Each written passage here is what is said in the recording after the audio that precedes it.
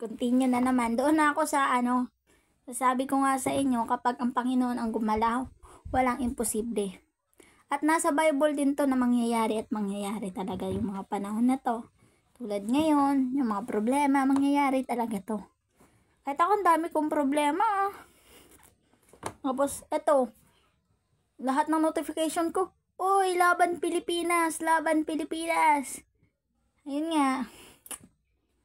Laban Pilipinas. Oo, laban Pilipinas. Tayo mga Pilipino yung kawawa pag ano mangyari. Na, tignan mo yung ibang bansa nga, nagbabalak na nabilhin yung ano natin. Diba? Babalak na bilhin ang Pilipinas.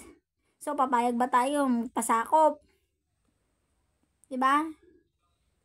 Dati nga, galit pa yung mga tao sa NPA. Ay, ano lang to suggestion lang to Kaya namang galit sila, ang dami nilang galit kasi ayaw nila magpasakop. Magpasakop sa China, ayaw nila magpasakop. O ngayon, ayan, ang ibang bansa nagbabalak na bilhin ang Pilipinas, papayag. Oo, papayag. Ba? Wala kasalanan, kasi totoo lang kasalanan natin to. Okay? Unang-una, wala akong kakampihan pati ako mali ako. Wala akong kakampihan sa kahit sino. Basta alam ko lahat tayo mali.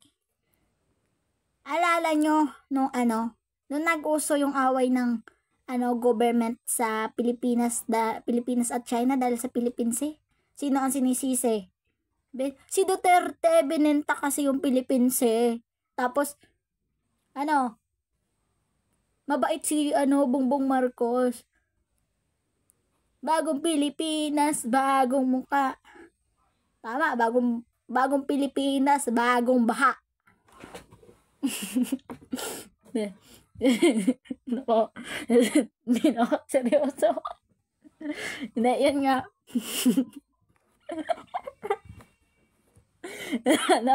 Wala na ako sa sarili ko. Naiiyak na ako. Hindi.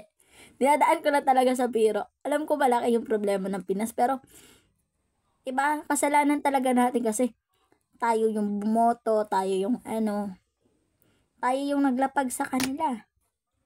Diba? Muna, dati nung nag-awa yung Pilipinas, tapos tapos ang China, grabe yung tatapang ng mga Pilipino. Sabi-sabi na naman binenta ni Duterte kasi yung Philippines Tapos nung nagka-issue na naman si Bongbong Marcos, Duterte pa rin. Diba? Ay nako, mga balimbing. Kasama na ako dun. Pero Bisaya ako proud Bisaya to.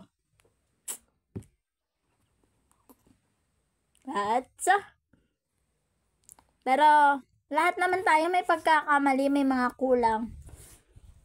Siguro lang nung nakaraan, sabi pa nga natin si Tatay Digong yung nasa pwesto, marami siya nagawang tama.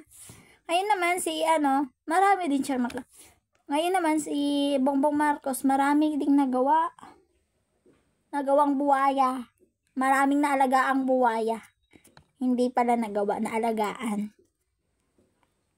Dati si Duterte, maraming naalagaan sundalo, Pilipinas, nagalagaan nilang Manila Bay, na bago niya. Ngayon, meron din naman naalagaan si BBM. Diba?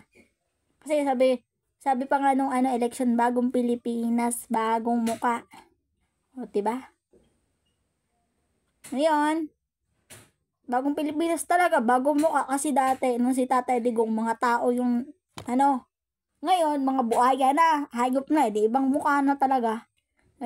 Bagong Pilipinas, bagong baha. Ano ko masabi? Pero, ayun nga, guys, yun lang yung sa akin Tapos, susunod ko hint sa mga kulang ng Pinas. Sasaliksikin natin o pag-usapan natin yung mga kulang ng Pinas. At bakit ito nasabi kong kulang. May dahilan din ako, kaya welcome mga basher. Bye-bye.